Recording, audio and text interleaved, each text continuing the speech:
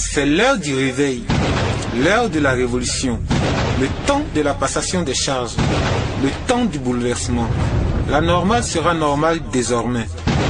Le centre missionnaire de la parole révélée, situé au plateau d'Okuyi, au 07 68 69 62, présente son culte avec le messager de l'Alliance, Zungrana Jean-Pierre.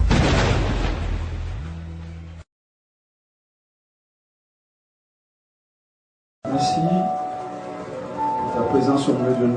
Merci pour la vie que tu es pour nous. Merci pour la force que tu es pour nous. Merci pour la magnificence que tu es pour nous. Merci pour la gloire que tu es pour nous. Merci pour le salut que tu es pour nous, Seigneur. Nous voulons te bénir. Nous voulons, n'est-ce pas, en te bénissant, c'est-à-dire nous voulons te adorer, Seigneur. Et te connaître toi seul. Et nous savons, et nous sommes convaincus, n'est-ce pas, au fond de nous-mêmes, que si nous te connaissons, Éternel, cela nous suffira pour toute chose. Ça, c'est par manque de connaissance de ta personne, Seigneur. Et l'homme que tu as créé disparaît. L'homme que tu as créé périt. L'homme que tu as créé souffre. Ce n'est pas dit que celui que tu as créé, s'il te connaît, ne connaîtra pas la souffrance. Mais Éternel, s'il te connaît, il ne connaîtra pas la souffrance vraiment. Pourquoi? Parce que si tu es dans sa vie, le poids de la souffrance sera assez léger. Mais si tu n'es pas dans sa vie, alors il sentira le poids de sa souffrance. Parce qu'il sera seul à porter. C'est pourquoi je dis que celui qui te connaît, avec qui tu es, Seigneur, ne souffre pas. Puisque la souffrance existe dans sa vie comme si elle n'existait pas, à cause de ce que tu portes le poids de sa souffrance. Je voudrais bénir ton nom. De ce que tu révèles à nous encore chaque jour. Essentiel de notre vie. Je voudrais bénir ton nom. De ce que tu te révèles à nous encore, Éternel, chaque jour, comme étant l'incontournable de notre vie. Je voudrais bénir ton nom, Seigneur. Proclamer ta seigneurie dans notre vie. Merci. Tu as fait le monde. Tu l'as fait par ta parole. Tout là, ça vient d'où? Tu as fait tout ce qui continue. C'est normal que ces choses ne te connaissent pas. Mais toi qui te connais, tu existes à toi-même. Tu décides de te révéler à ce que tu as fait. Et c'est cette révélation que nous attendons pour que nous tournions encore dans notre Seigneur. C'est par cette parole que nous avons la vie. C'est par cette parole que nous avons le souffle. C'est par cette parole que nous avons toutes choses. Nous voulons te dire merci. Amen. Que le nom de Dieu soit élevé. Amen. Que le nom de l'Éternel soit élevé. Amen. Que le nom de Dieu soit béni. Amen. Amen. Nous pouvons nous asseoir.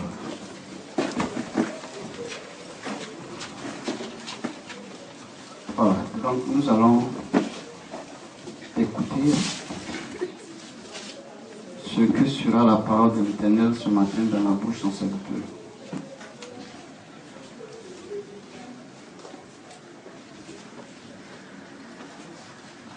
Je n'ai pas l'air trop joyeux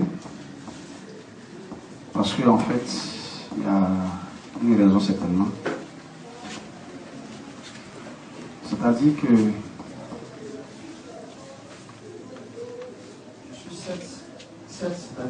je suis en joie.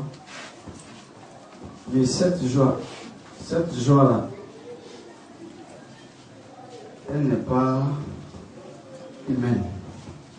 Elle n'est pas physique. Elle n'est pas naturelle. Mais c'est une joie surnaturelle. C'est une joie spirituelle.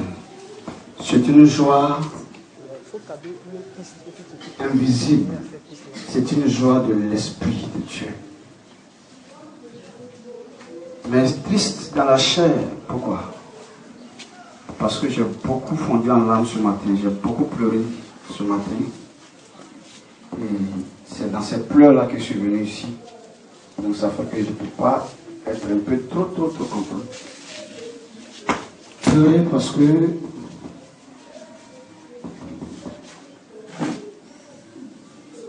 l'amour de Dieu dévore mon âme. Je pleure parce que je suis en train d'être détruit, rongé par l'amour de Dieu. Ça me fatigue. La façon que Dieu m'a donné de l'aimer dépasse l'entendement de l'être humain. Je souffre de cet amour. Et c'est pour cela que j'ai beaucoup pleuré. J'ai pleuré comme une jeune fille qui a un copain qu'elle a rencontré et qu'elle aime tellement. Peu importe le nombre de fois qu'il peut faire l'amour avec elle, elle ne me suffit jamais. Ça dépasse toutes ces choses. Quel que soit l'argent, quel que soit tout l'or du monde que ce monsieur peut lui donner, ça ne la satisfait pas toujours. Elle ne fait que l'admirer comme ça seulement, partout où il va. Lui, pour lui, il pense que c'est parce qu'elle veut encore coucher avec lui forcément. C'est sa personne qui peut l'enflammer. C'est cet amour-là. De la façon que j'aime Dieu. Et je regarde et je suis jaloux parce qu'il a beaucoup de femmes. C'est-à-dire, il a beaucoup de personnes qu'il a créées, qu'il aime et qu'il doit aimer. Pourtant, j'ai voulu qu'il me moissonne. Et cette jalousie-là aussi me ronge. Et j'ai pleuré et j'ai fini par mélanger pour dire, d'accord, c'est vrai, je ne peux pas ne pas les aimer. Je vais désormais me contenter de l'amour que je ressens pour toi. Je veux vivre mon amour avec toi. Je veux moi aussi m'occuper de mon foyer avec toi et cela me suffira. Parce que je ne veux pas éteindre pour les autres. Mais pour moi, il faut que tu t'intéresses à ma cuisine aussi. Il faut que tu t'intéresses au sentiment que j'ai pour toi aussi. Et ça pourrait aller. Il faut savoir que je vais demeurer auprès de toi toujours et très longtemps possible. Que cela sera possible. Parce que ton amour le dévore.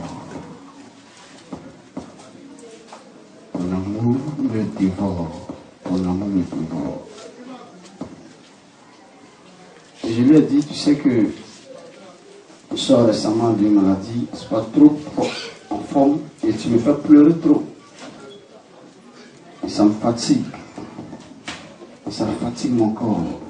Mais comme tu es restaurateur, tu sais que tu guériras encore les faiblesses que les pleurs pourront causer. Là, j'ai affaire à Dieu, Créateur. Et c'est donc, ce sont ces larmes-là que j'ai transportées jusqu'ici qui font que je suis un peu triste. Parce que j'ai assez pleuré pour l'amour de Dieu.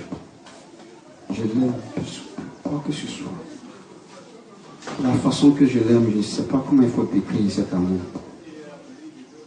C'est un amour qui peut me tuer. J'aime la face de l'Éternel, j'aime l'Éternel.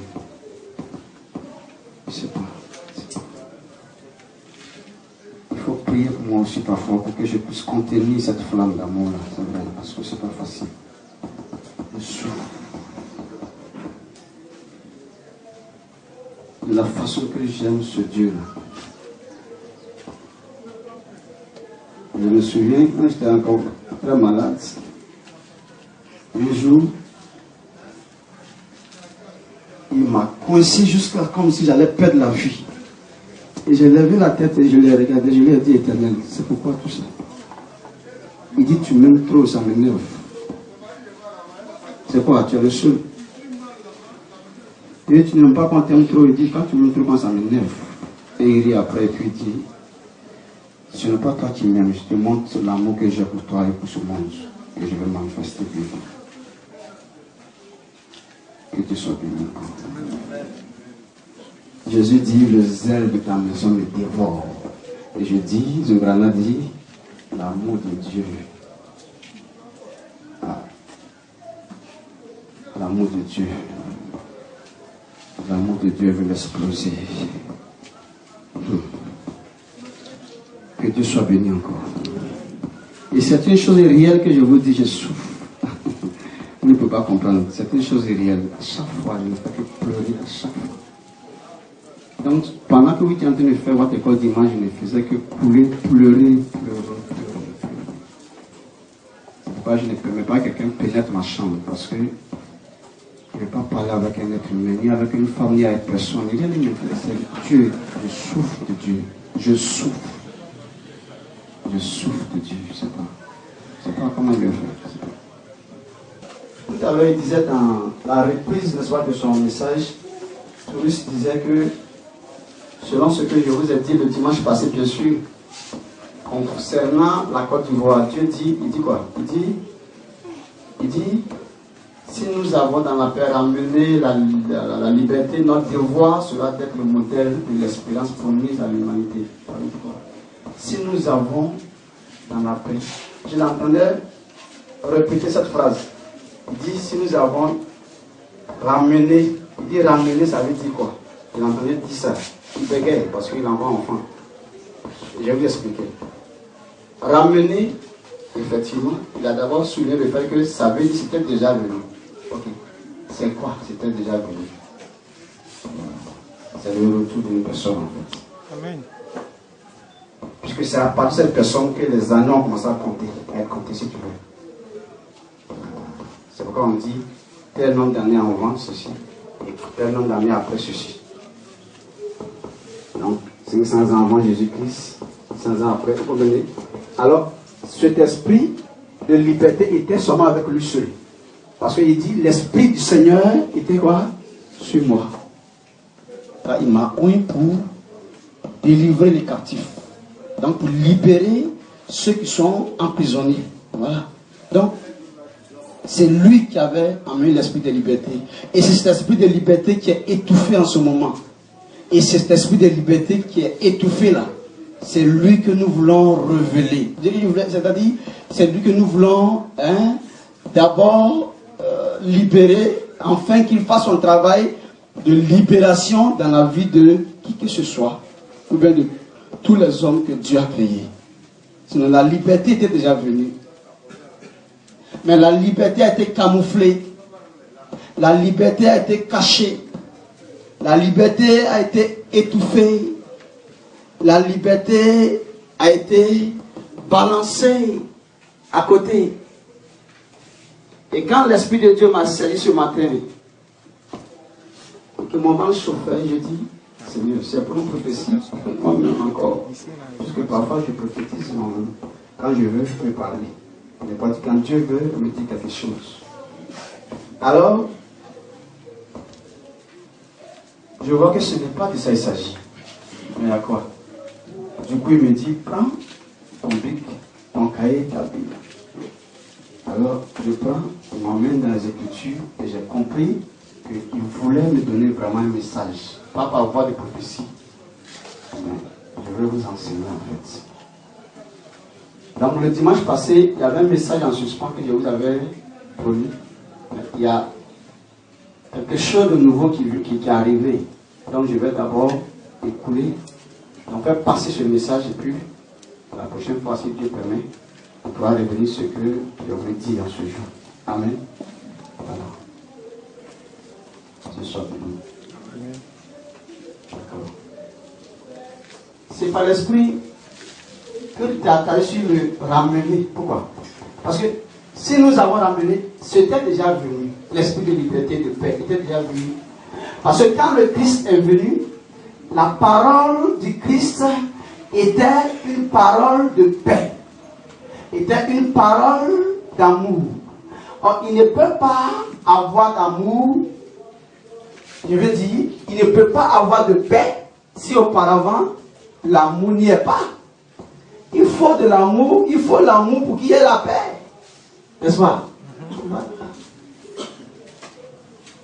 Donc, son message était un message d'amour. Parce que un message qui voulait communiquer à l'humanité la paix de Dieu.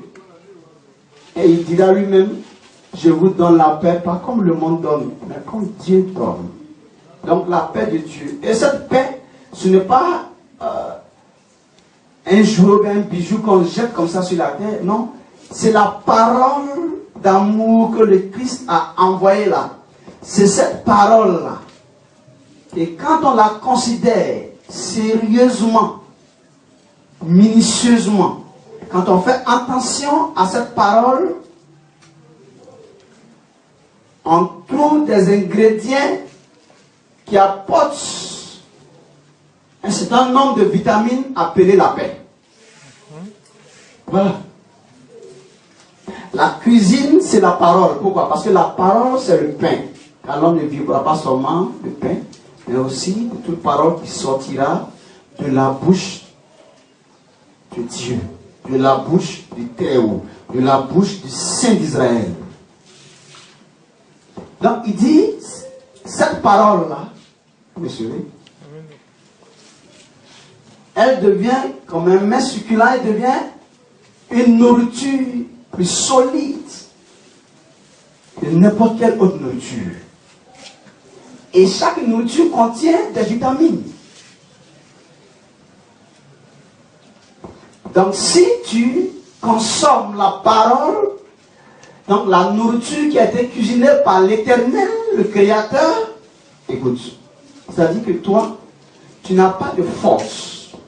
C'est-à-dire que toi, tu n'as pas de puissance. C'est-à-dire que toi, tu n'as pas de capacité de te promener par toute la terre pour aller recruter les plantes qu'il te faut pour une bonne cuisine où tu pourras rassembler toutes sortes de vitamines que tu veux, parce que ça peut être loin de ta portée, n'est-ce pas? Mais l'Éternel, qui est un esprit qui souffle en une fraction de seconde sur toute la terre, quand lui veut faire une cuisine qui puisse porter toutes sortes de vitamines à partir de toutes sortes de plantes que lui a fait pousser, tu vois que c'est facile pour lui. Donc sa cuisine est plus vitaminée que n'importe quelle autre cuisine qu'un homme peut faire pour toi. C'est pourquoi il dit, manger le pain c'est bien, mais manger la parole encore qui sort de la bouche de l'Éternel, créateur de l'homme. La vitamine est assez, s'il vous plaît. C'est sûr. Pourquoi? Dis Dieu. C'est ce que l'Éternel dit encore. Il dit, mon fils, tu parles bien. Alors je te donne encore des choses. Il n'y a pas de plante qui porte une vitamine si d'abord elle n'a germé de la terre. Elle n'a poussé de la terre, je veux dire. Or, une plante ne peut pas pousser de la terre si d'abord, quoi? L'eau du ciel n'arrose la terre. Or, l'eau du ciel, c'est quoi? Cette eau sort d'où? Elle sort de l'esprit de l'Éternel. Comme les scientifiques l'ont appris que l'eau est condensée dans l'air, c'est-à-dire que c'est dans le vent que se trouve l'eau. Et quand tu attaches le vent dans un sachet que ça dure, tu vas voir le sachet transpirer. C'est-à-dire que tu vas voir de l'eau qui va sortir, il n'y a pas ce vent qui est retenu. Donc c'est du vent, du souffle. C'est pourquoi il dit en Psaume 147, le verset 17 à 18, il dit quand il envoie son vent, alors les eaux coulent automatiquement. Parce que c'est par le souffle là que l'eau arrive. C'est pourquoi vous ne verrez pas de pluie. Quand le vent est arrêté, on dit il va pleuvoir. Les anciens nous disent il va pleuvoir. Et quand le vent commence à souffler, vous verrez que c'est un vent glacial, un vent glacé. Et on dira que la pluie arrive. Allez, enlevez les habits au soleil. Le vent le précède toujours. C'est ça le psaume 147, le verset 17 à 18. Et le Job 37, verset 10. Amen. Alors, puisque la plante donne la vitamine, c'est pourquoi on court après la plante pour faire les champs. Et regardez avec quelle souffrance nous faisons les champs. Pour rien qu'avoir la vitamine des plantes, n'est-ce pas? Or, la plante n'est pas plante si d'abord l'eau ne vient pas. Et regardez encore comment nous courons au puits, au marigot. Balancer avec l'assiette, le canaris sur la tête. Rien que pour avoir cette eau de laquelle dépend la plante. Dieu dit, mais si cette plante vient de cette eau, et que cette eau vient de mon esprit, Qu'est-ce qui est encore plus difficile pour vous de vous battre pour avoir cet esprit en vous? Et tous demandent, mais comment est-ce que nous pourrons avoir l'esprit en nous? Si on le voyait, tel je cours pour aller faire le champ, tel je cours pour aller au marigot pour prendre de l'eau, j'allais courir comme ça aussi pour aller aussi chercher aussi cet esprit. Mais où il est? Dieu dit, écoute la parole du Christ, il dit, les paroles que je vous ai dites sont esprit et vie. Jean 6, 3. Il dit, les paroles que je vous ai dites sont esprit et vie. Donc, c'est-à-dire que si tu veux l'esprit que tu ne vois pas, attrape simplement la parole que tu entendras ce matin. Et si tu l'as saisie et qu'elle est entrée en toi, elle te produira toutes sortes de vitamines que l'eau, par les plantes, voudra te produire, car tu auras saisi la source des vitamines. Et c'est pourquoi la parole doit être quelque chose de très précieux. C'est pourquoi nous disons, la parole est une lampe à mes pieds, une lumière sur mon sentier. Et quand je suis attristé, c'est celle-là seule qui me console. Pourquoi? Parce que ceux qui voudront venir te consoler le jour où il y a un problème dans ta vie, c'est au moins de leurs paroles qui voudront te consoler. Et si tu avais déjà cette parole en toi, avant qu'ils ne reviennent, tu es déjà solide. Et eux-mêmes te demandent, mais il n'est pas battu là, apparemment. Parce que ce que vous voulez utiliser là, je l'ai déjà aussi avec moi. Quand je suis attristé, c'est peut-être comme ça. Ta parole, Seigneur, est la vie. Amen. Je suis le vite et nous allons commencer. Et cette parole qui est la vie, qui console, qui est la vie, c'est elle-là qui guérit. C'est pourquoi il dit, la parole est sortie, la parole a guéri. C'est elle-là qui guérit. Parce que la guérison n'est rien d'autre. C'est pourquoi Dieu me disait, ça fait 3-4 jours, par une situation qu'il m'a donnée, de vivre, il dit, allez, tiens cette maladie, puis je vais voir encore. Comment ça guérit? Tiens ça aussi encore. Et j'ai commencé à subir, j'ai commencé à mourir petit à petit sur mon lit. J'ai dit, attends là, je rabats la porte un peu, pour pas que quelqu'un sache que je sens de mourir. Je souffre, je m'en vais. Il dit, ah, ça va pas? Il dit, oui. Il dit, écoute ça. Le médecin, il peut trouver le comprimé, n'est-ce pas? Je veux dire quoi encore? Le tradipraticien, il peut trouver le comprimé, n'est-ce pas? La plante qu'il faut, c'est bien. Je ne parle pas de quand ils sont malades qui va les soigner. Ils vont trouver aussi un autre médecin et un autre tradipraticien, c'est pas grave. Mais Dieu dit, si vous-même, si vous avez pu traiter toutes les maladies, mais quand votre morale est atteinte, le comprimé c'est quoi? Comment on appelle? Je demande. Le comprimé qui traite le moral là, le nom, vous pouvez me donner?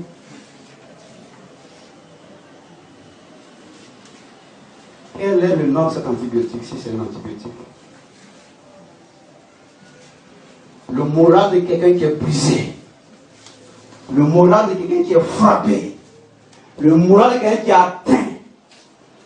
Quel est le remède? Quel est le comprimé? Quelle est la plante qui soigne le moral? Il n'y a que Dieu seul. Or, ce qui tue le malade, ce n'est pas la maladie. C'est le moral qui le tue. Lorsque le moral est quitté, allez, la maladie se manifeste. C'est comme, n'est-ce pas, une fusée ou bien un avion de parade dans son corps, comme il veut.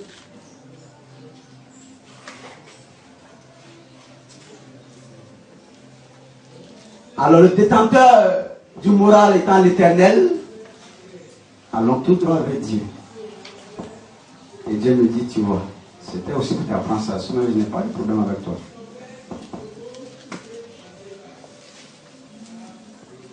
Le moral, c'est Dieu.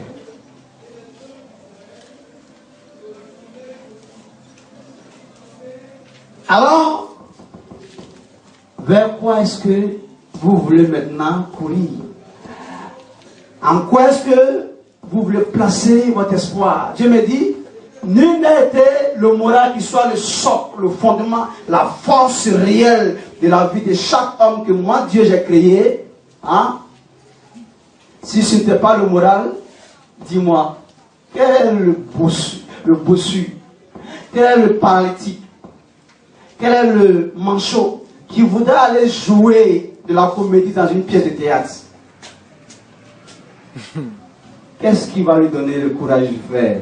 C'est pas que je lui ai donné un moral et qu'il ne voit plus cette maladie que vous voyez comme une maladie. C'est pourquoi elle se manifeste. Et il permet que vous ayez, vous qui êtes bien portant, qui avez tout au membre complet, vous ayez de la joie de vivre.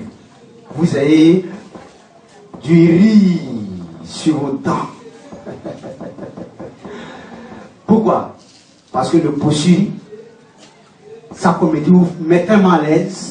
Le manchot, l'abunos, l'estropié, celui qui n'a pas de pieds, le paralytique, l'aveugle, le sourd, leur rôle là vous plaît tellement et vous riez. Vous qui êtes bien portant, celui qui manque des membres vous fait rire. Quel est le compromis qui nous rend capable? Dit Dieu. C'est l'Éternel. Quel est le compromis qui donne à une femme qui n'a pas encore enfanté de s'occuper de l'enfant de sa soeur, de s'occuper de l'enfant de sa camarade, d'habiller l'enfant de sa camarade, de porter l'enfant de sa camarade sur son dos et d'aller se promener pour revenir, de lui donner à manger, de partager ce qu'elle a avec lui? Quel est le compromis qui lui donne le droit de le faire? Il lui donne la capacité. C'est quel compromis? Si vous, médecins, vous voulez que nous mettions nos confiance en vous, si vous voulez que vous, praticiens, nous espérons en vous, moi, je voudrais espérer en l'Éternel. Amen. Parce qu'il est l'essentiel de la vie de l'homme. Car tout arrive à l'homme, sauf ce que Dieu l'a épargné. Et si ce jour, si le jour où quelque chose de contraire à ce que tu penses d'arriver, quel est le compromis qui te permettra de continuer la vie, si ce n'est la parole, si ce n'est le moral que Dieu te donnera? C'est pourquoi tu n'éloignes pas de Dieu. Alors aujourd'hui c'est bon, mais demain ça peut n'être pas bon, n'est-ce pas? Tu marches avec 2 pieds, demain tu peux marcher avec un seul pied, avec 100 pieds, avec un seul bras, avec un seul œil, avec 100 œils. Ce jour-là, quel est le médecin qui sera ta solution? Aujourd'hui tu as de l'argent, demain tu peux ne pas de l'argent. Aujourd'hui tu as une femme, demain tu peux ne pas avoir cette femme avec toi. Aujourd'hui tu as un enfant, demain tu peux perdre la vie. Voilà. Alors qu'est-ce qui va te tenir encore dans la vie? Ne perdons pas de vue l'espoir de l'humanité. Ne perdons pas de vue l'espérance de tous les âges. C'est l'Éternel. Et il dit en Jérémie 17:7 que béni soit celui qui espère en l'Éternel et maudit soit celui qui place sa confiance dans un homme. Parce que la honte est sa porte. Ça peut aller? Amen. Ça peut aller? Qu'il te soit pour vous encore.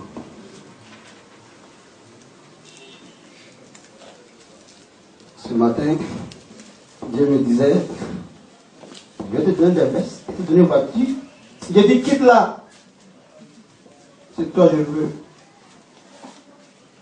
Comment il me rend compte que c'est à Dieu, je parle mal. Parce qu'il vient de m'intéresser encore. Il dit, c'est toi, je veux, Éternel, c'est toi. C'est toi, je pleure, mais pas de veste.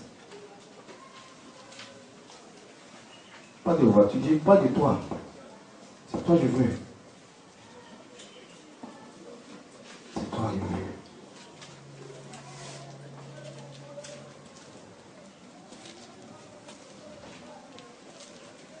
Alors,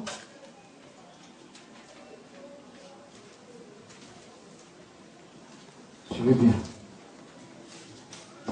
Cette parole qui a donné la liberté, qui est venue pour que le monde soit libre, c'est un processus en fait. Si j'entends ce que l'Esprit me dit, si j'entends bien, c'est à 3 étapes. Ça veut dire quoi? Premièrement, elle vient comme une parole d'amour. Ça fait un? D'accord. Et quand l'amour s'installe, au moins cette parole, elle manifeste en vous qui la recevez la paix. deuxième étape, non? Et lorsque la paix est gagnée par vous qui avez possédé cette parole d'amour, là où il y a la paix, la liberté est là. N'est-ce pas? Voilà.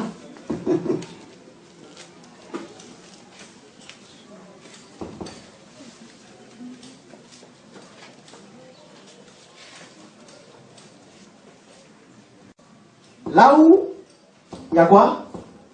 Il y a l'amour, la paix suit. Quand on s'aime, on s'entend. Et quand on s'entend, on est libre l'un de l'autre. Mais quand on ne s'entend pas, le commandement et les règlements se multiplient. N'est-ce pas?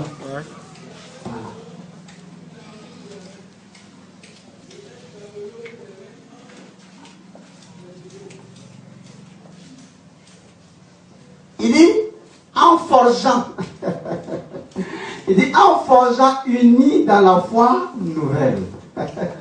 Ça veut dire que la foi que nous connaissons maintenant là est caduque, est nulle, non avenue, elle doit quitter. Pourquoi? Il faut qu'une foi nouvelle arrive. Ça veut dire quoi? Cette foi qui est une espérance. Nous espérons jusqu'à présent à un chef d'État venant d'un parti politique quelconque et nous souffrons.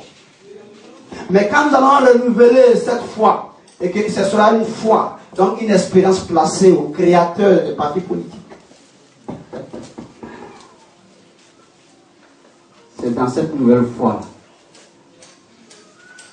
que nous serons tous rassemblés pour la gloire, non seulement, mais que nous allons connaître la patrie de la vraie fraternité.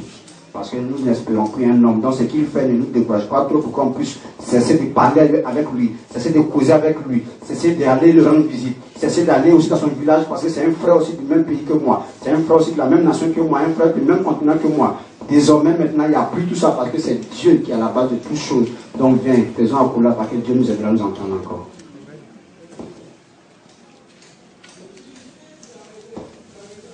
C'est ça la patrie. C'est quoi? De la vraie fraternité. La patrie de la vraie fraternité, parce que Dieu dit à cette nation, vous allez connaître une fausse fraternité. Et vous allez voir où ça va vous amener. Mais si vous avez pu ramener la liberté dans la paix, votre devoir sera d'être un modèle de ce que vous avez connu ce jour.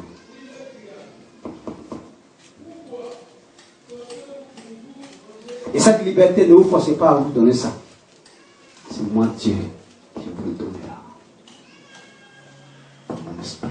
Car là où est l'Esprit Seigneur, là il y a la liberté de Dieu. Hein? Suivez bien.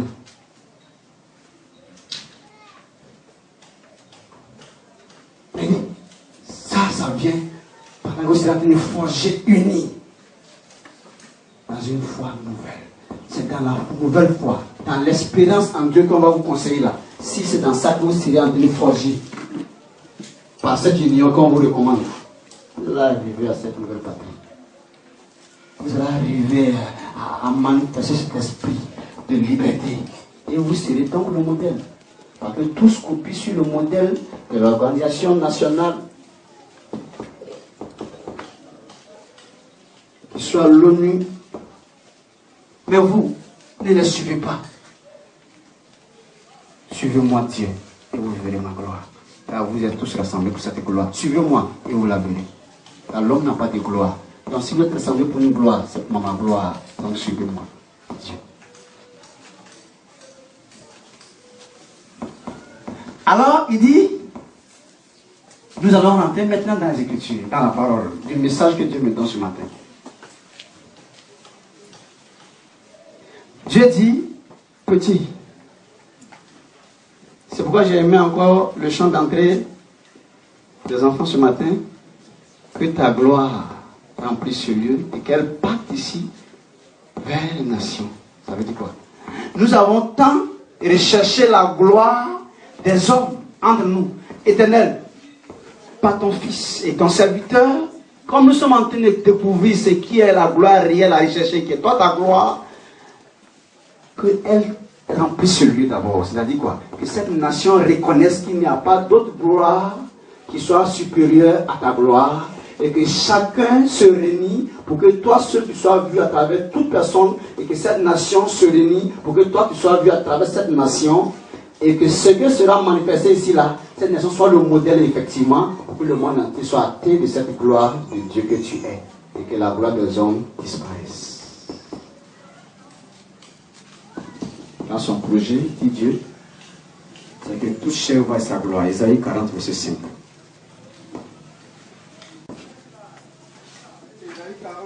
Isaïe 40, verset 5. Alors. D'abord, écoute là. Reprends du verset 1 à 5 parce que c'est intéressant de revenir derrière nous. Allons-y. Isaïe 40. Isaïe 40. À partir du verset 1. Il dit quoi même? Consolez. Et consolez là. Consolez mon peuple. Allez, consolez-les là. Dis votre Dieu. Ah bon. Parlez au cœur de Il Jérusalem. faut parler au cœur de Jérusalem. Il dit qu'il faut consoler. Il ne faut plus condamner les gens là. Il faut consoler. Allons-y. Et criez-lui. Et il faut dire quoi? Que sa servitude est finie. Que son esclavage là est fini.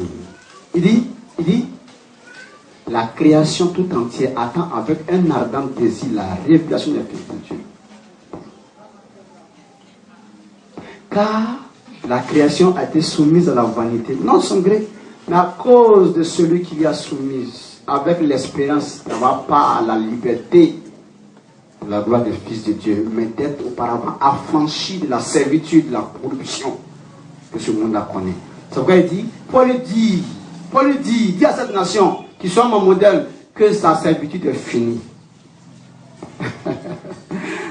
Ah, c'est cette nation seule, au monde entier, qui peut chez elle-même construire son propre bâtiment, qui soit devenu quoi encore pour lui? Qui soit devenu quoi? Son assemblée nationale qui va louer chez lui-même. C'est une servitude.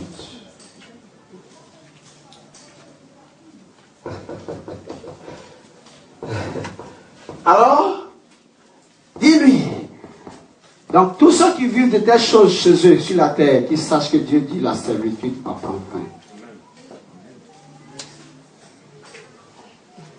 Alors, continue. Je ne vais pas m'attarder à ça d'abord. C'est pas ça le message. Allons-y. Que son iniquité est expiée. S'il s'inquiète même pour ses péchés, qu'il sache que ça a été blanchi. Qu'elle a reçu de la main de l'Éternel au double de tous ses péchés. Dieu lui a donné 2 fois ce que le péché était pour lui. La grâce est 2 fois le péché. Allons-y. Une voix crie. Ah, il y a une voix qui va crier. Il dit quoi? Préparez au désert. Préparez au désert Le chemin de l'Éternel. le chemin de l'Éternel. Écoutez ça. Comment préparer le chemin de l'Éternel? Écoutez. Aplanissez dans les lieux arides. Ah, il dit préparez au désert le chemin de l'Éternel. Il dit que ta gloire remplisse ce lieu et qu'elle parte ici vers les autres nations. Alors il dit que ta gloire, que toi tu sois vu. Mais il dit avant que ma gloire ne soit vue, il soit connu de tous, à parler de vous. Il dit aplanissez. Il faut que d'abord le chemin soit aplani. Comment? Il va expliquer. Aplanissez dans les lieux arides une route pour notre Dieu. Il dit aplanissez dans les lieux là où il n'y a rien à vivre, rien à manger, là où il y a la pauvreté, la misère. Là.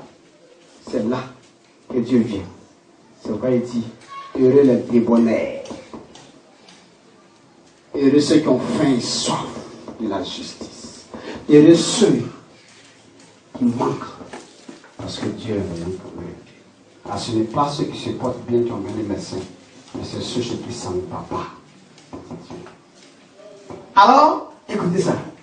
Il dit aplanissez, écoutez ce qu'il va dire maintenant. Que toute vallée soit, Ah, c'est fini. Il dit que toute vallée soit exaucée. c'est pas exaucé, hein? Exaucée. Voilà. Un H, non?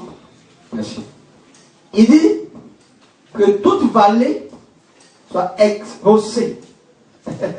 Ça veut dire quoi? Toute vallée soit exaucée. Ça veut dire la montagne est là et le cœur de la montagne c'est la vallée. Donc ceux qui sont grands et forts et puissants dans le monde, ceux qui sont réduits à rien, ceux qui sont misérables, ceux qui ont marche les marchepieds pour arriver là où ils sont, on t'utilise même dans l'entreprise et l'entreprise devient puissant, mais toi qui deviens impuissant.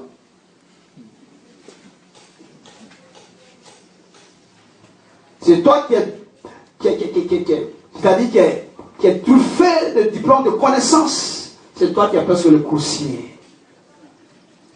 C'est toi qui travailles plus que n'importe qui. Mais c'est toi qui n'as pas droit au salaire réel c'est-à-dire qui est égal, si tu veux, au travail que tu fournis à chaque jour.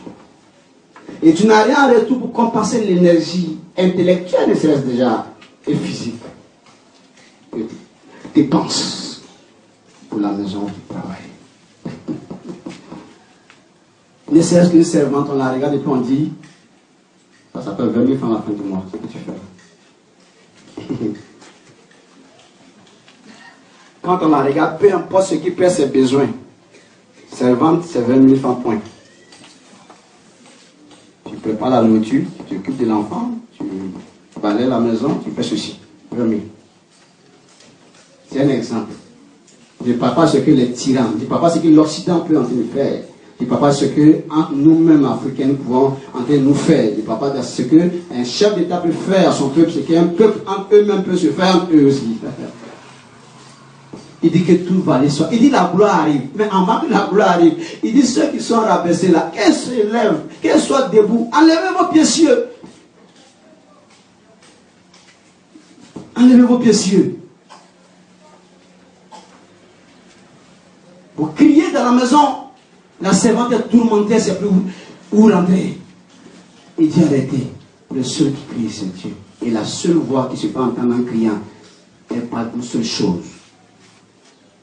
Que la servante et l'esclave soient libres parce que Dieu t'a libéré. Amen. Il dit consoler le patron de l'entreprise et consoler la patronne, la maîtresse de la maison, la consoler-les. Pourquoi? Parce que ce que je vais leur demander de faire, c'est ce que j'ai d'abord fait pour eux. Consoler-les. Dis-les d'abord, pardon, sois consolé. Yacob, Dieu te dit Yacob. Pourquoi? Il dit, ta servitude, pardon, c'est fini. Dieu dit, les blancs n'auront plus pouvoir sur toi. Il dit, mais le péché, il dit, ton péché a été expié. Ah bon? Il dit oui. Il dit, mais nous va crier. Patron, écoute. Que quoi? Lui aussi, ton marché-pied. Soulève ton pied doucement sur lui. Oh yes. Afin que la consolation de Dieu soit pour toute sa création. Amen. Et non soit pour le patron, s'il vous plaît.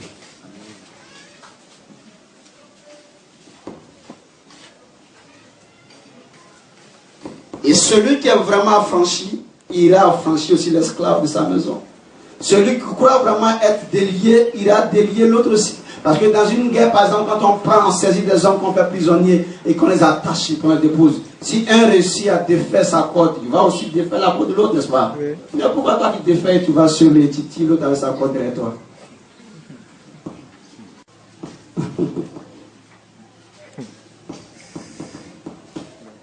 Hein?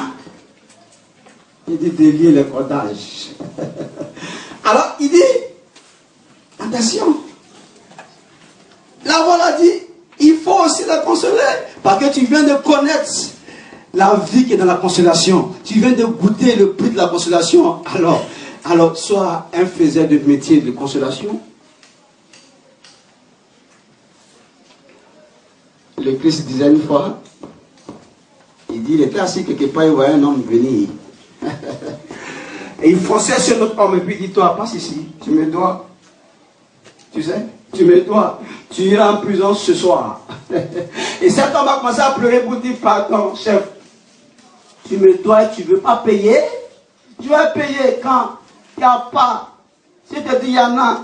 Si je te dis que j'ai de l'argent, je t'ai menti, il n'y a pas. Pitié, pitié. Il dit, vas-y, je te laisse. Et celui-là allait saisir un autre qui le doit. Et il lui dit, toi, sors ici. Où est ta femme? Derrière lui, tes enfants, allez suivre eux. Où on va? En prison pour vous.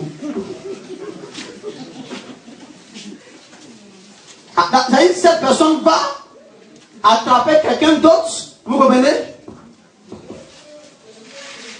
Pour le mettre en prison. Le monsieur dit pitié.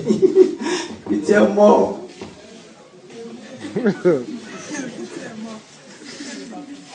Et le premier qu'il a laissé partir a compris que celui que tu as laissé, voilà ce qu'il allait faire. Quand lui il est arrivé, c'est toute la maison du monsieur qui l'a enfermé. Alors si Dieu, si vous commencez à connaître le prix de la consolation, et si vous confisquez la consolation à votre niveau, vous emporterez la peine avec toute votre maison.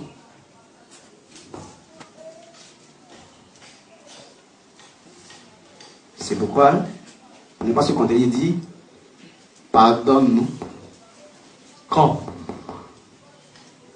nous avons pardonné à ceux qui nous ont offensés. Quand nous t'avons offensé, c'est pourquoi tu nous as pardonné. Alors, s'il y a un pardon pour ceux qui offensent, avant de dire, j'irai partout la terre pour proclamer ton nom.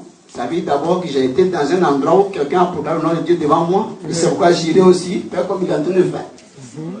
Ah, mais pourquoi la proclamation de la consolation, tu ne consoles pas les autres? Pourquoi la proclamation de la libération, tu ne libères pas les autres?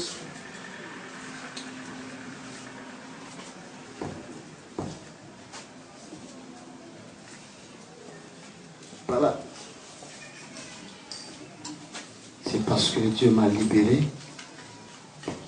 Et j'ai connu le prix de la liberté, qu'il m'a donné aussi ce message de liberté, et je ne le donne pas à prix, pour que chacun soit ait accès, si tu veux, à ça. Merci. Alors, on reviendra encore sur ça. Donc, il dit que les balais soient exaucés. Et il dit quoi ensuite? Il dit que toute montagne, maintenant que ceux qui sont debout, ceux qui sont grands, ceux qui sont élevés en puissance, et même les jeunes petits frères en élévation, soient abaissés. C'est-à-dire la montagne est plus élevée, c'est comme un chef d'État qui est en montagne et puis le ministre c'est la colline. Il dit tous les deux, descendez s'il vous plaît. Premièrement, il dit descendez s'il vous plaît, en rien. Dieu dit, président et ministre, s'il vous plaît, descendez. Descendez. C'est d'abord rien. Je dis descendez là. Il dit que sa colère prend pas se lever. Pour qu'il soit riche en miséricorde. Mais il n'a pas miséricorde pour celui qui ne fait pas miséricorde. Il s'appelle, il dit heureux les miséricordieux. Pourquoi? Car miséricorde seront faites et ils verront le royaume de Dieu. Parce que miséricorde a été faite. Car sans miséricorde de Dieu, sans la grâce, nul ne peut aller au ciel. Donc, heureux les miséricordieux pour arriver là. Ça peut aller? Amen. Ça peut aller? Amen. Ok. Alors, il y a une chose. Un homme élevé en dignité, un homme puissant financièrement, bien quoi que ce soit, en quoi que ce soit, qui est comme quoi? Qui est comme une montagne. Vous savez? Qui est comme une montagne, peut se demander, mais comment je peux... Hein? Comment je peux faire lever la vallée qui est chez moi ici, là, le pauvre là? C'est moi, je l'ai fait pour... Effectivement, comment tu peux faire que lui s'élève, la vallée là? Comment? Si tu ne veux pas le soulever, toi de ça, vous serez au même niveau.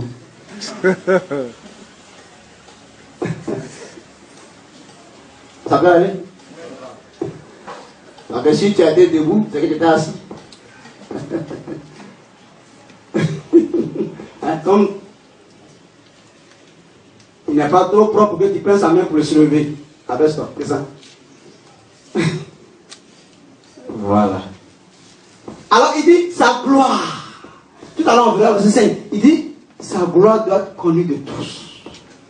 Et ta gloire participe. Mais il dit avant ça, il faut que ceux qui sont tombés soient debout et ceux qui sont debout descendent pour que chacun ait le même niveau. Écoutez maintenant. Écoutez ce qu'il va dire. Que les coteaux se changent en plaine. Ouais. Et les défilés étroits en vallon. Allons-y. Alors. Il dit.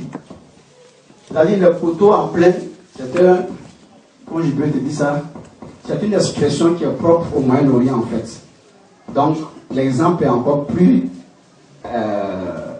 bien placé à être utilisé quand vous maîtrisez un peu la situation géographique de cette région. Comme ça, vous pouvez mieux comprendre. Mais vous, c'est pourquoi j'en fais en deux étapes. Pour vous, là, tu t'as fait comprendre ça, tu peux comprendre les photos là.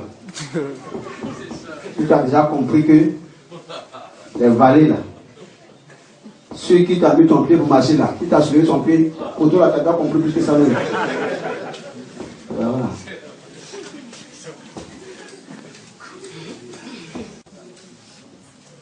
Alors, il dit que si ceux qui sont en train d'être écrasés par vous ont connu la liberté par vous,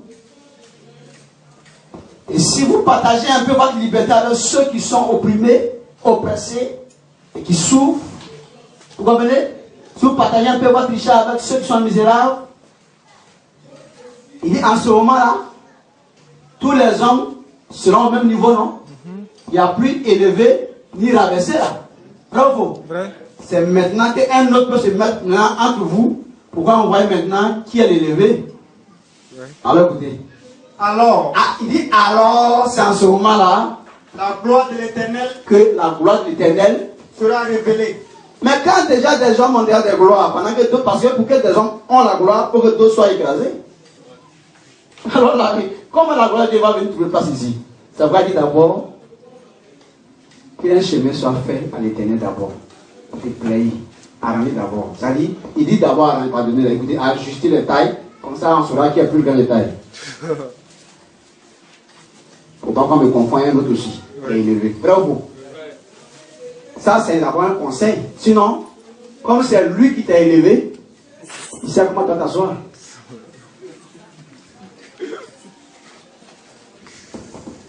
Hein? Hein? Et là, ce qu'il va dire en Ésaïe 45. Ésaïe 45, verset 4. Ésaïe 45, verset 4. Pour l'amour de mon serviteur Jacob. Pour l'amour d'Israël, quoi. Allons-y. Et d'Israël, mon élu. Et d'Israël qu'il a choisi. Je t'ai appelé par ton nom. Je t'ai appelé par ton nom. Je t'ai parlé avec bienveillance. Oh, il dit je t'ai parlé d'une bonne manière. Il t'a parlé avec bonté. Je t'ai parlé de façon intéressante quand il t'a appelé. Allons-y.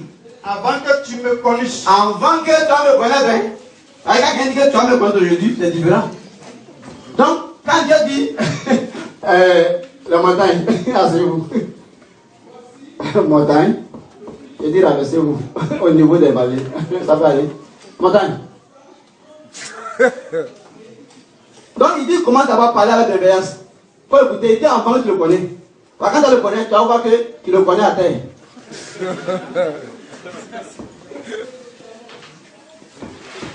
Qui m'a compris?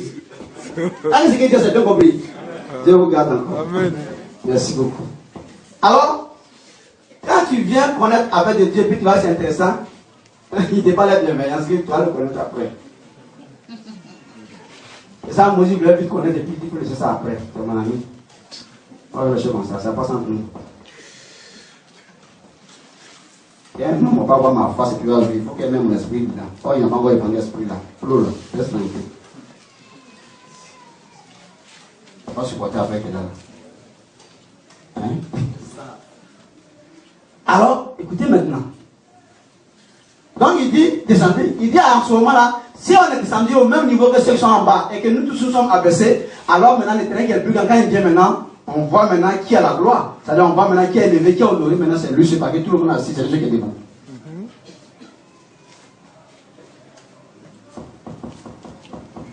N'est-ce pas? Mais si vous êtes déjà debout en bas, et puis il arrive, que mes peut venir? C'est lui qui m'a élevé. Oui, mais c'est lui qui a dit aussi, il faut t'asseoir maintenant qu'il arrive. Hein? Je donne l'ordre, il dit, bon, si je viens, je vais vous parquer, l'un qui marche avec moi. Maintenant, si je vais dire, c'est où tu t'assois, bien que c'est bon. Malachie 4, verset 1.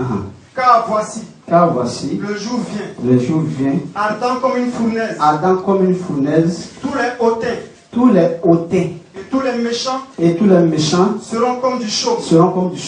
Le jour qui vient Là, les embrasera, va les embraser. dit l'Éternel des armées. Allons-y. Il ne leur laissera ni racine, Il ne va pas laisser même, ni rameau. il ne va pas laisser même racine ni rameau. Mais, pour vous qui craignez mon nom, pour vous qui craignez son nom, se lèvera le soleil de la justice. Vous comprenez? Il dit, écoutez bien, son jour là, les hauteurs, ceux qui parlent avec arrogance, ceux qui sont orgueilleux, ceux qui se disent qu'eux sont fiers de qu'eux s'en foutent là. Ils seront comme la paille dans le feu. Il dit, mais pour vous qui créez mon nom, c'est ça seulement qui va permettre quand on dit faisons une route à l'Éternel qu'il arrive pour sa gloire maintenant, tu vas t'asseoir pour qu'on voit que c'est lui qui est grand détail. Mais celui qui s'arrête pour dire n'a qu'à venir. Est-ce pas de lui on va le dire maintenant? Voilà. Ce n'est même pas encore, il y a encore un autre verset. Mais je ne veux pas maintenant la trouver, ça demande dans mon esprit d'abord. Dieu dit, dans le même chapitre là-bas, ou le chapitre 3, il dit, quand il va venir là, qui va se tenir? Bien, regarde bien le chapitre 3. Commence, verset 1 à 2, là, on dit. Voici là. J'enverrai mon messager. J'ai envoyé un messager. Il préparera le chemin devant moi. Il va faire le chemin pour dire que le Seigneur arrive, hein, pour sa gloire. Hein. Et soudain, et un coup, entrera dans son temple. Va entrer dans le corps qu'il va choisir. Le Seigneur que vous cherchez. Le Seigneur que tout le monde cherche même. Et le messager de l'alliance. Quel sera le message de l'alliance que vous désirez. Que tout le monde pense voir maintenant pour être tranquille. Écoutez. Voici. Il vient. Quand il va venir. Dit l'Éternel des armées. Qui pourra soutenir le jour de sa venue? Qui va pouvoir tenir ce jour-là même?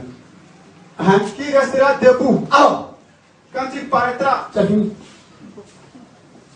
Dieu dit, montagne, asseyez-vous. Ouais, les paroles, il lui a dit la Écriture confirme, non? Il parle de bien d'avoir dit asseyez-vous. Ouais, c'est un jour dangereux. Il dit asseyez-vous. Que je vais faire parler de ma gloire.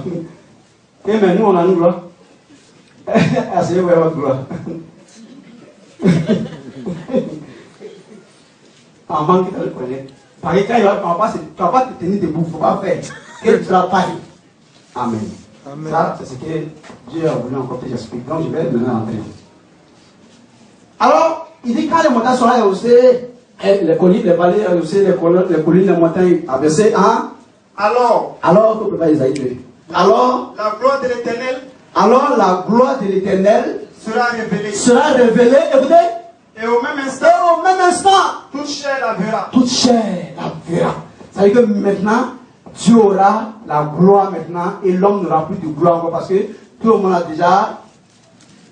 C'est comme vous étiez arrêté en train de louer. On vous disait maintenant que bon, l'homme de Dieu arrive maintenant, on peut s'asseoir. Quand l'homme de Dieu vient maintenant, il y a le seul qui est arrêté. Bravo. Voilà. Hein? C'est clair? Donc, voilà ce qu'il est en train de dire là. Il dit quand il vient, c'est lui qui a la gloire. L'homme n'a pas de gloire. Car la gloire appartient à l'esprit qui a créé la chair, non la chair qui a la gloire. Voilà.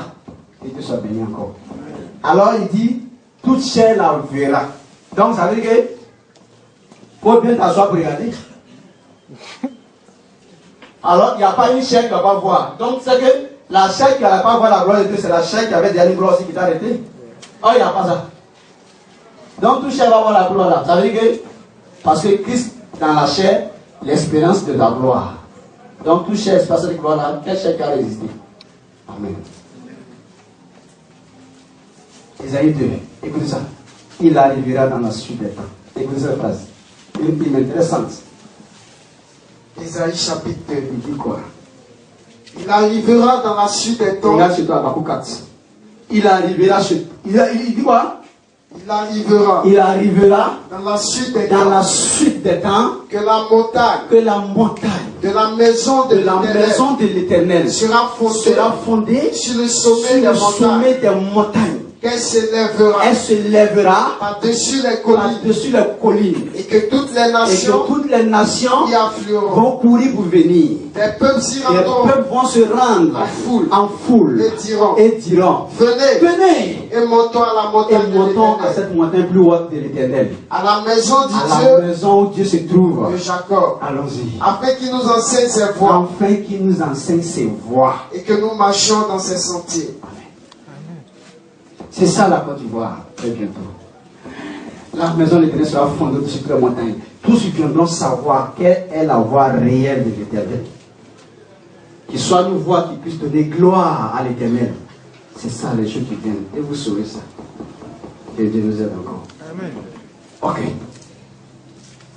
Maintenant, on s'en va un peu vers le message. Isaïe 11. verset 2. Il dit, Ésaïe 11, verset 2. après le verset 1, déjà il dit, d'Ésaïe, ancêtre de David, sortira un rameau. Verset 2. L'esprit de l'Éternel Se rejetant là, l'esprit de l'Éternel reposera sur lui. va reposer sur lui. Esprit de sagesse Il va avoir la sagesse, et d'intelligence. l'intelligence. Esprit de conseil Il va avoir le conseil pour donner aux gens. et de force. Et il va avoir la force de Dieu avec lui. Esprit de connaissance Il va avoir la connaissance. et de crainte de l'Éternel. Et il va avoir la crainte de Dieu. Écoutez maintenant. Il respirera la Il va crainte de même, l'Éternel. à chaque fois quand il parle, c'est la crainte de Dieu, seulement que lui il parle de sa bouche. Allons-y maintenant.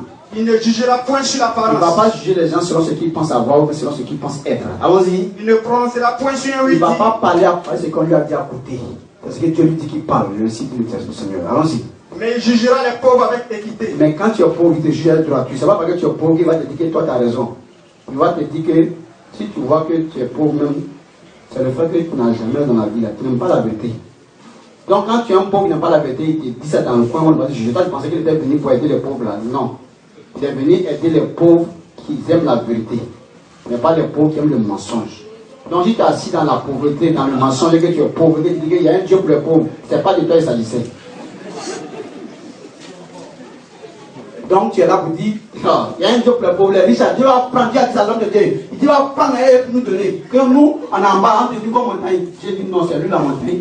Toi, ce qui va te libérer là, c'est la vérité qui rend libre. Quand la vérité là, et tu seras un bon pauvre, tu vas avoir l'espoir en Dieu.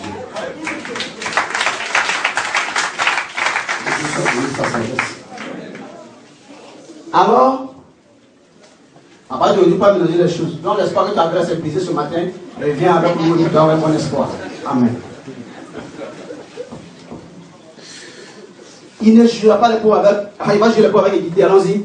Il prononcera avec droiture sur les malheureux. Et quand tu es malheureux, il te regarde et dit que c'est vrai que tu souffres, mais toi-même, il faut regarder toi-même d'abord. Ta personne souffre de toi-même, tu es très mauvais. Voilà. Voilà. Toi-même, tu es malheureux, mais tu sais pourquoi. Tu faut voir.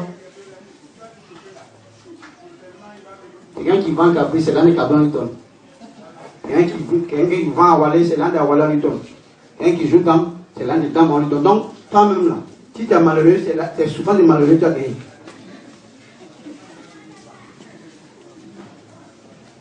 Revois d'abord tes voix avant de t'estimer un malheureux heureux.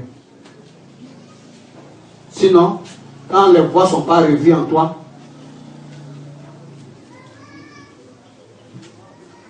il y a des prolongations encore devant toi. C'est un malheur qui se prolonge. Revois tes voix. Ne soyez pas fous entre vous. Tu es avec une femme qui est en train de mettre son espoir sur toi, son cœur sur toi, parce que Dieu l'a donné de t'aimer, qui est en train de compter sur toi, que dans 2 jours, ce qui t'en dit, ça va aller. Oh, toi, dans ton cœur, quand tu es couché là, tu vois que Dieu n'est pas tes sommets, parce que celle-là ne descend pas. Mais elle, c'est pas simplement, hein. Et puis elle est là, c'est elle qui pleure, elle dit toujours, mon mari, qui ne sait pas que tu as un piton à la maison, tu dis ton mari. C'est la cause de votre souci éternel là.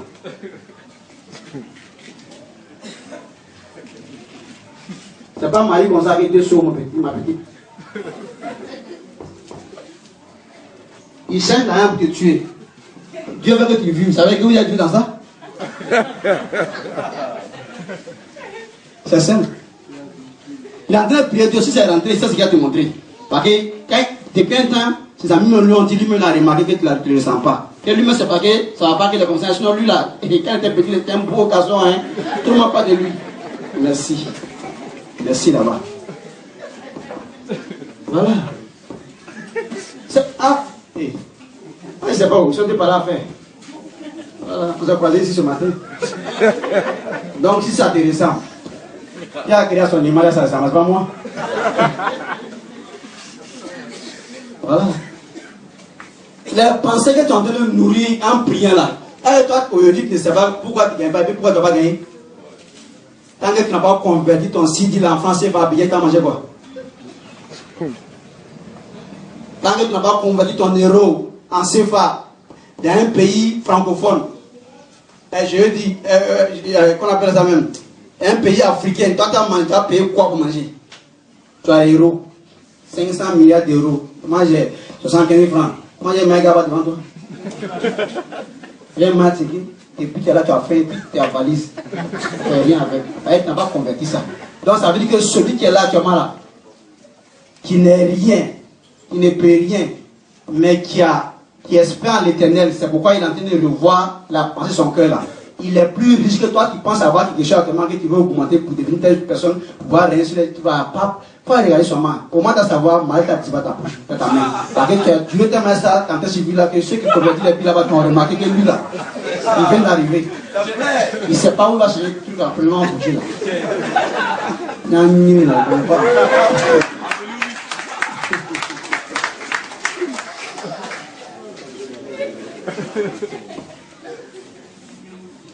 Des pensées lugubres.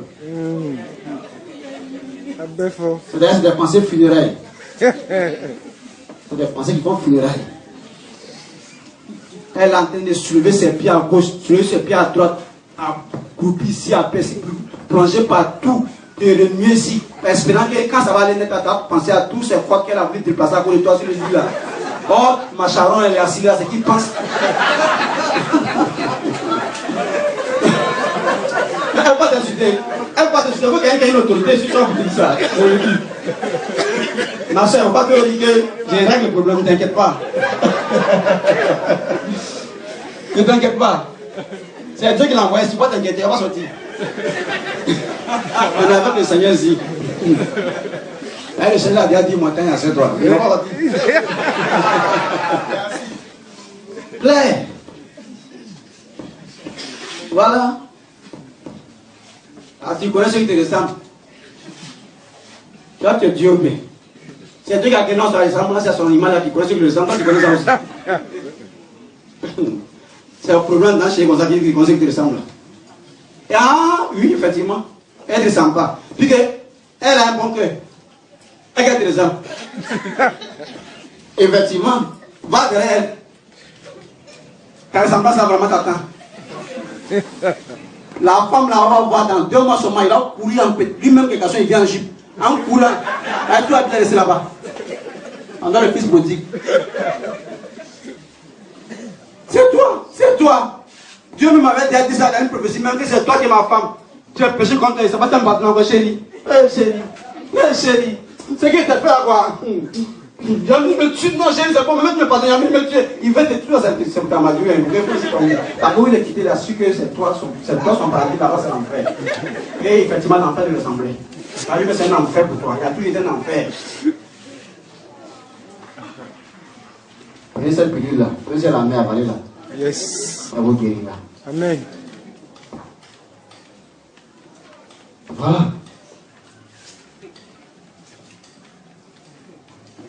Les fleurs là, ça accepte de se jeter en bas de vous, pour prier, pour vous donner comme ça, pour vous les tordons de façon gondro. Machalon qu'on veut épingler là. Tu penses que tu vois ça? Elle espère à son salut. C'est une espérance. Un coup, le monsieur m'a dit de la voix, il dit non, c'est bon, en plus je vais. Le foyer, tu vas où? Tu bouges pas.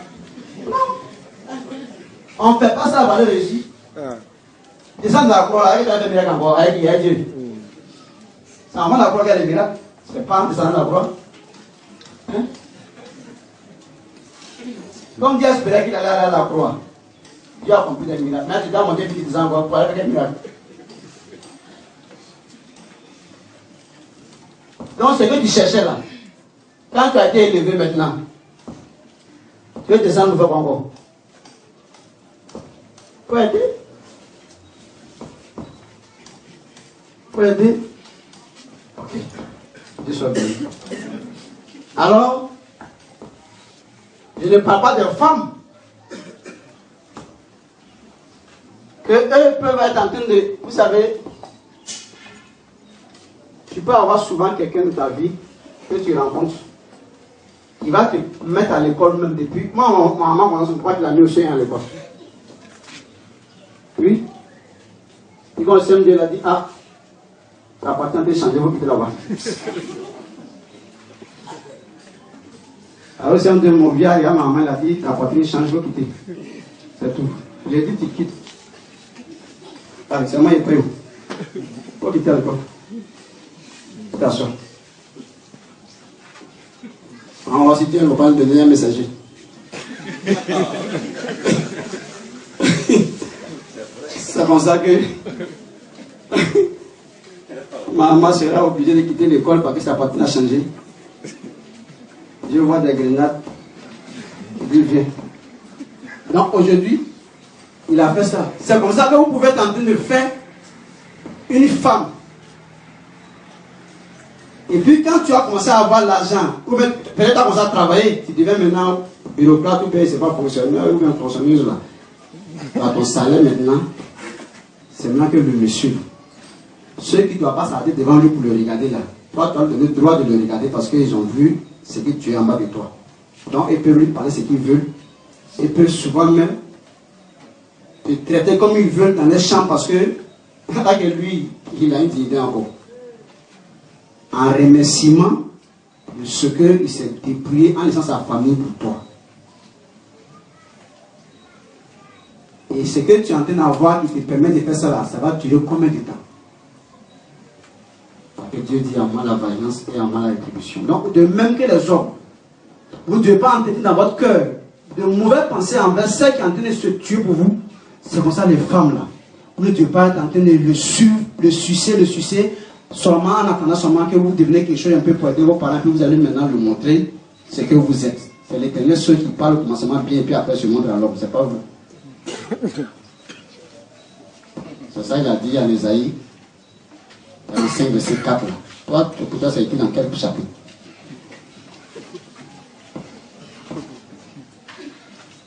Sincèrement, c'était pas ma route, hein, mais c'est pas pourquoi Dieu m'a envoyé là-bas. Si ça concerne des gens parmi vous, restez ici, vous parce que Dieu a vu. Peut-être que jusqu'à maintenant, tu cherches à comprendre les poteaux là.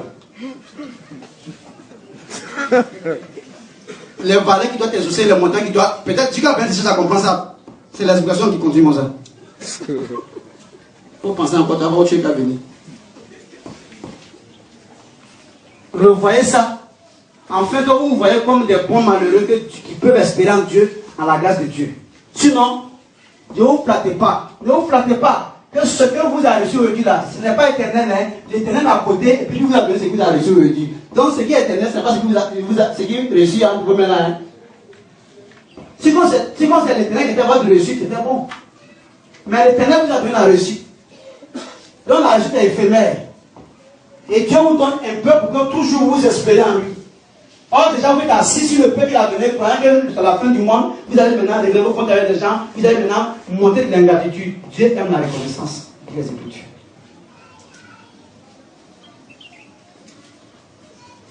Voilà la vérité.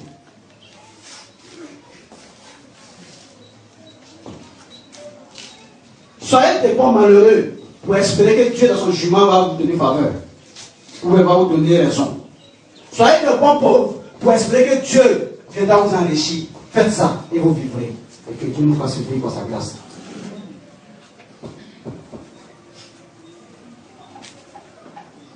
Ayons la crainte de Dieu, chacun de nous tous, ayons la crainte de Dieu. D'abord, on ne sait pas ce qui arrive demain. On ne sait pas où on va demain. Ce qui est entre nos mains aujourd'hui, est-ce que ça peut rester demain encore? Est-ce que demain encore, on ne va pas payer de Dieu encore? Hein?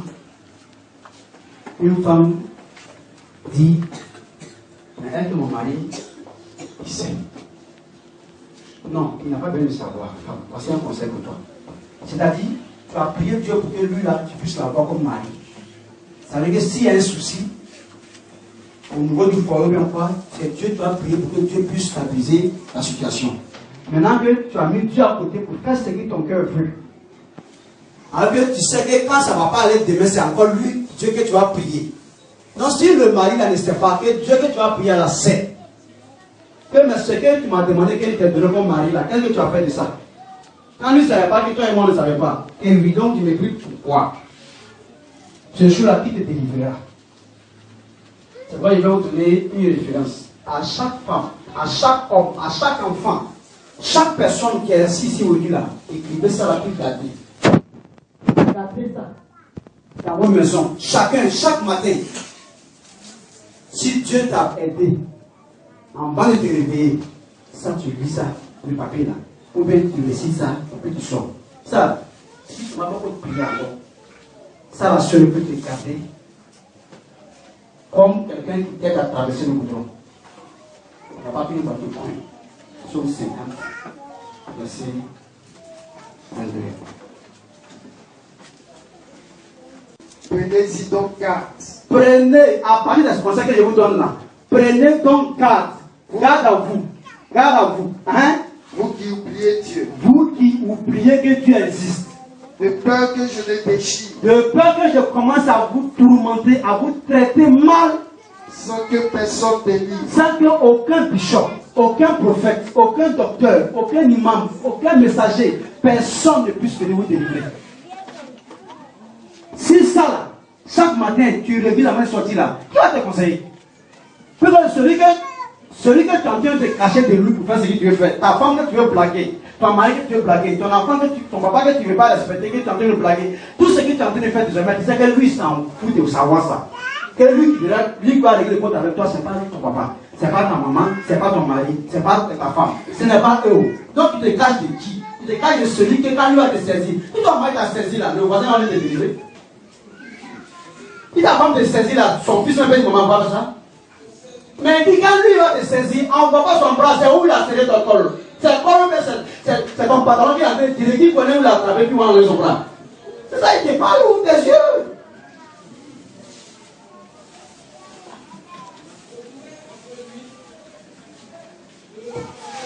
Craignez Dieu, s'il vous plaît. Et restez amusements, hein.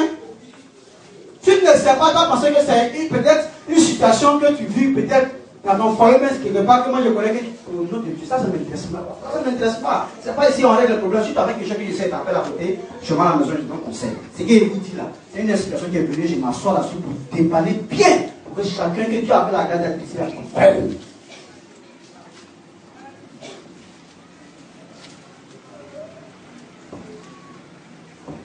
Fixez ce verset en vous. Prenez le verset 22, dis-moi. Prenez-y donc garde. Prenez-y donc garde. Vous qui oubliez Dieu. Vous qui oubliez que Dieu existe et vous tenez constamment des hommes.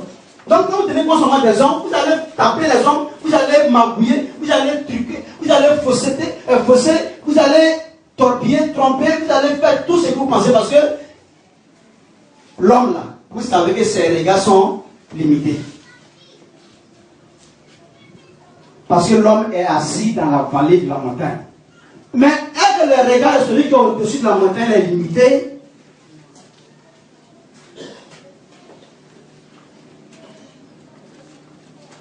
Ça, seulement. Ça suffit seulement pour un culte. Cette phrase, seulement, me suffit pour que dimanche, quand tu viens, quand tu as dit ça seulement, tu vas à la maison. Tu n'as même plus partir à l'église. Prenez-y donc garde, vous qui oubliez que Dieu existe.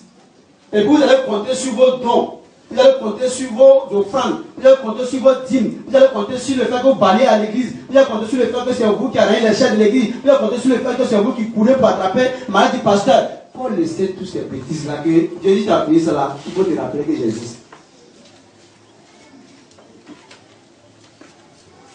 Craignez donc vous qui oubliez Dieu, de peur que je le saisisse. Je t'ai déjà expliqué que quand Dieu va te saisir par la maladie, quand le docteur que tu connais là, tout le monde qui aime ton affaire va poser l'argent, tu vas pas le croire. Mais quand il va finir tout soigner, ton moral n'est pas encore guéri, fini là, il va te laisser partir. Parce qu'il n'a pas le compromis du moral. Le traduit parisien que tu connais, par qui tout le monde suit, quand il va venir te donner tout le plan nécessaire que Dieu lui a montré d'ailleurs. Quand il va finir de penser pour faire ses canaliers finis, ou bien tu vas finir de te chauffer avec, faire tout ce que tu dois faire, faire tes lavements, tout fini. Quand il n'a pas encore donné un pirigeoir qui va amener le liquide de l'eau là dans ton moral, tu sauras que tu as oublié l'essentiel de la vie. Qu'aujourd'hui tu es bien portant, aujourd'hui tu es en forme, aujourd'hui tu es bien réveillé, mais il va faire nuit encore. Ton simple pied ne cogne pas un caillou par ta volonté. Non. Des gens l'ont fait, mais ceux pour qui ils l'ont fait, ils n'ont pas eu. Tu sais de quoi je parle? Ils ont appris que quand ton pied doit coincer, c'est bonheur. Donc quand son pied gauche vient de coyer, alors lui, il cogne un peu pied droit expressément. Ça donne pas le bonheur. C'est pour te dire que nous, on a fini de faire toutes ces choses et puis on vient vous expliquer. On a acheté la lettre là, comme ça, nous-mêmes, on n'a pas trouvé. C'est Dieu qui donne le bonheur, s'il vous plaît. Toi, il y a la main, tu connais, c'est plus souvent. Oh, toi, tu fais que la main vient beaucoup. Donc, il faut qu'on faut.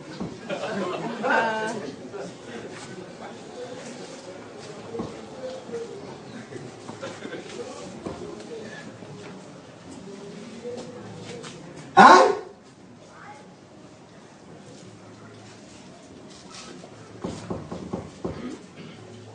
C'est pourquoi il a profité de donner une petite partie du message qu'il devait donner aujourd'hui. Quand il dit, Dieu dit, qui fait monter et qui fait descendre sur un arbre. Voici un arbre. Pour que quelqu'un monte, comment qui le fait monter? Pour qu'il descende, qui le fait descendre? Et c'est lui-même. D'accord. Voici un arbre. La question que l'Éternel pose à son peuple. Un cadavre peut-il monter sur un arbre pour cueillir le fruit de l'arbre? C'est une question, hein? Vous me répondez quoi? Non. Non. Il ne peut pas? Non. D'accord. Pour aller cueillir le fruit d'un arbre, il faut d'abord qu'il désire le fruit, non? Oui. Il faut qu'il aime d'abord le fruit. Et puis maintenant vouloir monter, aller prendre le fruit, n'est-ce pas? Mais le cadavre peut-il désirer? Non. Il peut aimer un fruit? Non. Hein? Celui qui aime beaucoup les femmes, le jour de sa mort, quand il est étendu au funérailles, quand le Miss Monde vient pleurer, il se lève. Jamais. Il dit, c'est pas un jugement, à chaque fois, il faut qu'il me lève parce que c'est là qu'il la cherchait. C'est quelqu'un qui avait organisé le funérailles à cause d'elle. Et souvent là, comme ça, il ne viendra pas ce jour-là. Ouais. Là, souvent, elle ne viendra pas.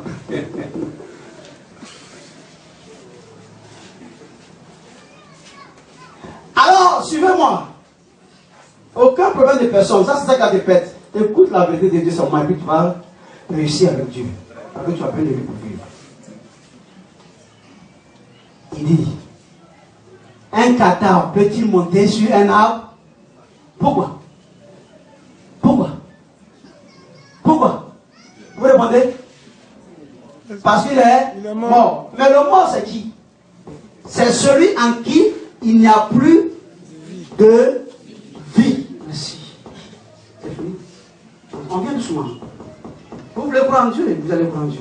Amen. Le mort, c'est qui? C'est celui en qui il n'y a plus de vie. Merci. Alors, pour qu'un enfant vient au monde, qui le donne la vie? Dieu. Répondez bien. Dieu. Encore. C'est Dieu. Voilà les menteurs. Voici les menteuses. Et voici le mensonge que vous avez pris pour corrompre, pour tromper les pasteurs. Et ils ont cru en vous. Au lieu de croire en Dieu qui les a convaincus. Ils ont cru en vous. Et ils se sont fait avoir par vous. Et vous aussi, vous avez dit, en parlant à côté de votre ami, c'est vraiment des foutis. Il dit c'est Dieu qui envoie un enfant. Encore après son enfant n'a pas à la maison, que c'est les enfants. Dieu va envoyer quelqu'un, je vais dire la vérité. Ceux-là, tu ne vais jamais croire en Dieu. Là. Comment vous pouvez me dire, dit Dieu, c'est pas moi qui vous dis ça, c'est Dieu qui me dit de vous dire. Après que moi-même m'a dit. Alors moi j'ai répondu comme vous. Quand Dieu m'a demandé qui envoie un enfant, j'ai dit, c'est Dieu. Voilà, le premier menteur des hommes que j'ai saisi pour qu'il puisse nous apprendre la vérité. Quand il y a un plus grand bourreau dans une maison, ça lui faut confier la valise.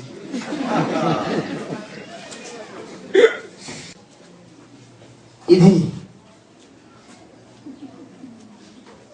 petit, il dit lui, demande-le encore, qui fait venir au monde un enfant? Tout le monde dit c'est Dieu. Alors Dieu me dit, tu vois, ils savent que leurs prédicateurs, leurs enseignants sont faux, mentent, et qu'à part de Dieu là, de la façon qu'ils écoutent ça là, ils savent que c'est pas vrai.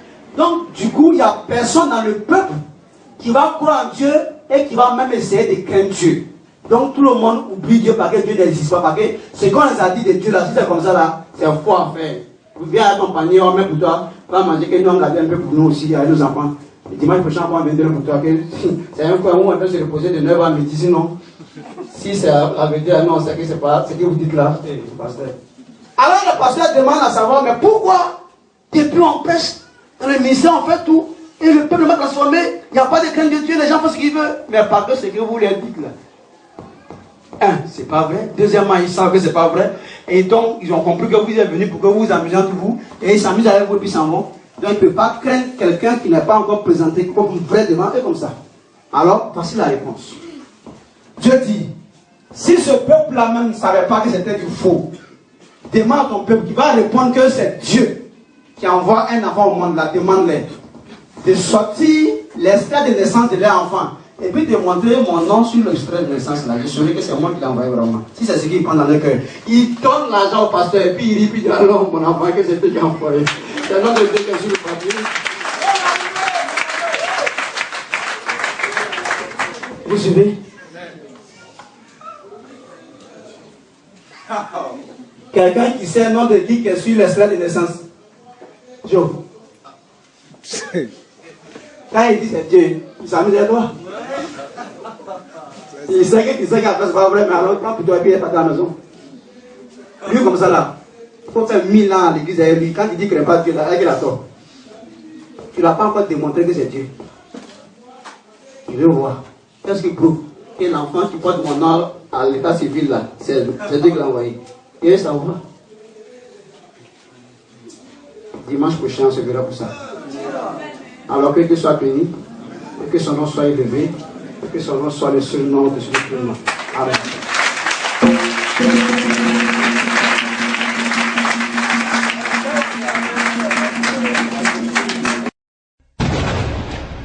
Pour toi qui cherches l'éternel Dieu et non ce qu'il possède, toi qui veux connaître la vérité sur la création du monde et les choses de cette vie, rejoins le centre missionnaire de la parole révélée, situé au plateau d'Okui, Carrefour Sodessi, car le maître du réveil est là, le messager de l'Alliance Zungrana Jean-Pierre.